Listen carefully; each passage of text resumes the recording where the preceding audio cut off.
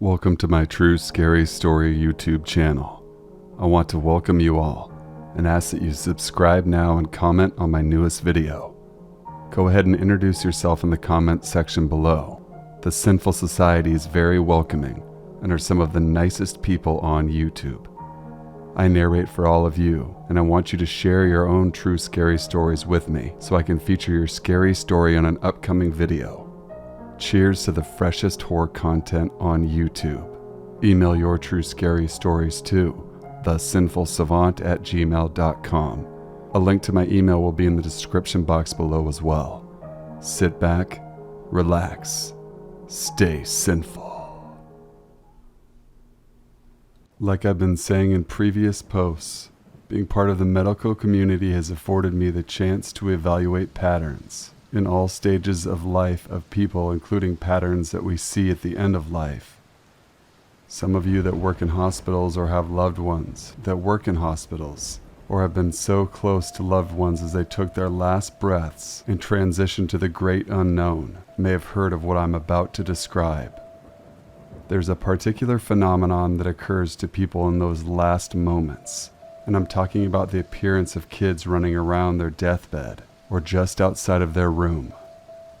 This is to be differentiated to the phenomenon of close ones that have passed away visiting in days prior to their deaths. This is different. This occurs hours, if not minutes, before their death. I experience this with greater frequency whenever I work in the ICU unit, where people are very sick. What most patients describe as cheerful kids, running about their beds in a playful manner, snickering around or just playing. Most patients usually respond calling the nurse and asking, "Who are these kids running around? And where are their parents?" and scaring the living bejesus out of them if they are new to nurses. If they are experienced nurses, they know the time of the end is soon to come, and they communicate promptly with us doctors to let us know to be ready. Literature often chalks this phenomenon up to the lack of oxygen in the brain or neurochemical changes in the process of death and dying, but the pattern is very recognizable, and the experience is very similar across all cultural backgrounds and ages. Almost all hospitals have a story about these kids. And if you are entering the field of medicine, nursing, or any health profession, you will certainly hear these stories.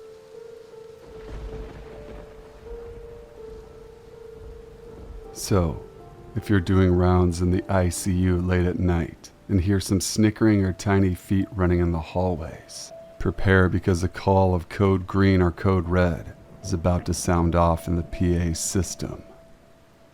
For context, I sleep with my bedroom door closed and have my bed set so I can see my door, even when I'm lying in bed. One night, maybe 7 or 8 years ago, I awoke in the middle of the night. I could just barely open my eyes and couldn't move my body. I could see the figure of a little girl, Caucasian, maybe 5 years old judging by her height. She wore a very dirty nightgown and had long hair covering her face. Her hair looked dirty and kind of clumped together like it hadn't been washed in some time. She walked over to my door, then stopped. She turned her head and looked right at me. I could see her face. It was black and rough looking like it had been burned. I then realized her gown and hair aren't dirty, they're burned. She didn't look angry or sad, just straight-faced. It didn't matter to me, though. I started hyperventilating and freaking out on the inside. She turned back to my door and walked through it. I could then open my eyes fully and move my body again. I fell back asleep about an hour later, not sure how. Out of my morbid curiosity, the next day I checked my smoke detectors in my house. 2 out of 3 were broken. Only the one closest to my room still worked. Needless to say, I replaced the smoke detectors in my house that very day. 2 weeks later, I'm laying in bed in the middle of the day. I must have dozed off because I was conscious, but couldn't open my eyes or move my body. I felt someone tap my shoulder, like a quick tap, tap, tap that a child would do to get your attention. I could literally feel my skin getting pressed in. 5 seconds later, maybe, I opened my eyes and no one is there. I was alone when this happened. I've never had sleep paralysis ever again. So ghost girl who came to me during sleep paralysis, thank you. When I was about 6 or 7 years old, so about 35 years ago, I was playing hide and seek with my little sister at our grandparents' house. I was in their basement and thought the old broken fridge in their basement would be a perfect place to hide. That fridge must have been from the 1950s. It's my best guess. I crawled into the fridge. I can still remember how it smelled in there, like old plastic and some chemical I cannot name. The door latched shut and I laid balled up in the dark, quite pleased with myself, thinking I had found the perfect hiding spot. After just a couple of seconds in the fridge, I heard a voice tell me to start screaming and banging as loud as I could. I did as I was told, and my sister quickly found me and opened the fridge. I got out and truly didn't realize how much danger I'd just been in, but immediately knew this wasn't a good hiding place, and I told my little sister to never go in there. A few days later, I remember telling my mom and grandma that I had hidden the fridge, but not about the voice, and their faces were panicked. That fridge was removed from the house shortly after. It wasn't until many years later that I realized that I could have died that day. Those old refrigerators could not be pushed open like the ones we have today. There was only so much air inside. That is what really creeps me out. I'm extremely grateful for that voice that strongly told me to give away my hiding place.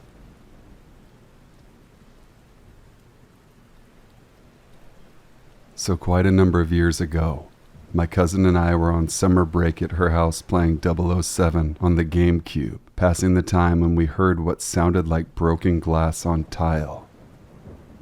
The TV was up pretty loud, so we paused it, tensely waiting for another sound. Then, we heard the sound of flip-flop sandals walking around in the kitchen area. My cousin called our mom on the phone. She asked my aunt, who was a nurse, if she was home from work yet. My aunt was not home, and of course wanted to know why we were asking. Once we told her, she told us to crawl out the window and run to the neighbors as quickly as we could while she called the police. The bedroom window luckily led to the backyard just next to the gate, so we got the hell out of there quick. Fast forward an hour or so, and the cops informed my aunt that there had been an obvious break-in. The window on the back door had been broken, and there was a note left for my aunt. Now, my aunt had recently gotten into a serious relationship with this super nice guy. We'll call him Josh. Well, Josh's ex-wife, however, was not so nice. She had at some point followed my aunt home and found where she lived. She then proceeded to break in through the back door, rummage through a bunch of our stuff, and leave a horrible note for my aunt. I can imagine what it said. From what I heard, she was arrested. I'm not sure if any charges were pressed, but she later committed suicide, leaving behind a daughter and son whom I both went to school with. I also later found out that she suffered from severe bipolar disorder, among other things. Tragic, but I'm glad me and my cousin weren't caught up in her psychotic episode more than what we were. Still freaks me out to think about.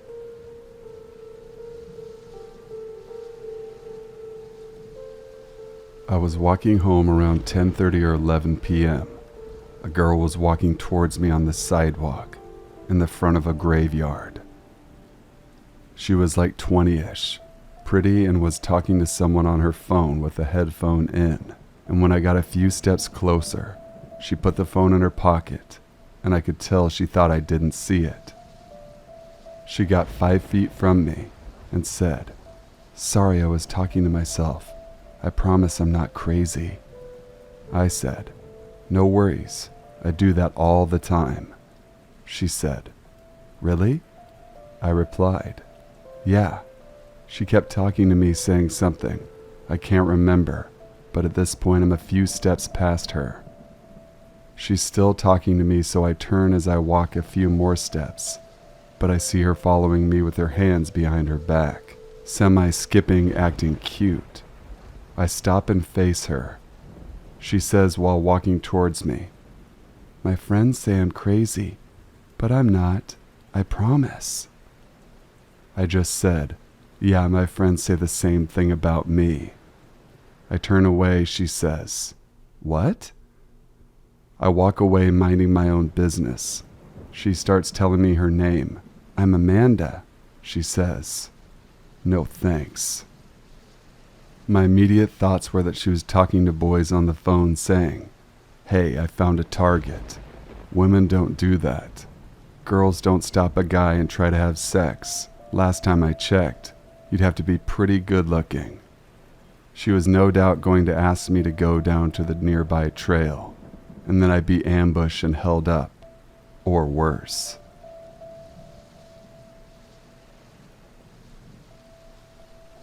I was in college at the time, so a female, about 18 years old. This was before cell phones, so when I ran out of gas, I wasn't able to call anyone I knew to help me out. I was driving home from visiting a friend one town over, and I ran out of gas on a country road that was between 2 towns. There were no houses or anything on this road, just forest on both sides of the road. The walk to the gas station was probably at least 5 miles, and the same distance back from where I had come from, if not longer. It was probably around 5 o'clock in the afternoon, still daylight. I was walking to the gas station and a station wagon went by, and a bunch of children of various ages hung out of the car windows, pointing and laughing at me and screaming insults. Even though they were just stupid kids, it made me feel worse. I prayed that someone would come along and give me a ride to the gas station. Eventually, a pickup truck stopped and a man who was probably in his 40s asked if I wanted a ride to the gas station. I accepted the ride, believing it was an answer to my prayer. Instead of staying on the main road that was a straight shot to the next town, the man turned onto a less traveled back road. It was a windy road through the forest, a pretty drive, a road I hadn't known existed, a longer, more roundabout way to get to town. I don't remember if I was scared or worried at that time. I think I was just wondering why he took that way, instead of going the shorter, more direct way. He drove in silence the entire drive. Eventually we arrived at the gas station, and I got some gas, and he drove me back to my car, the normal way, on the regular road, and after thanking him for his help, I was on my way. I went home and never mentioned this to anyone. It wasn't until years later when I remembered this incident that I realized how lucky I was that that man wasn't a psychopath, or if he was, that he didn't take that opportunity to hurt a young, naive woman that day. Maybe he was a good person. He probably was. I wonder, though, if he took that longer, less traveled way and was thinking about doing something to me the entire time he was driving on that back road. But for some reason, he didn't. Thank you guys for watching and listening. Please be sure to subscribe for future content. Email your true scary stories to thesinfulsavant@gmail.com. Please make sure to leave a like on this video as well, as it allows it to perform at a much higher level. Until we meet again, stay safe, stay sinful.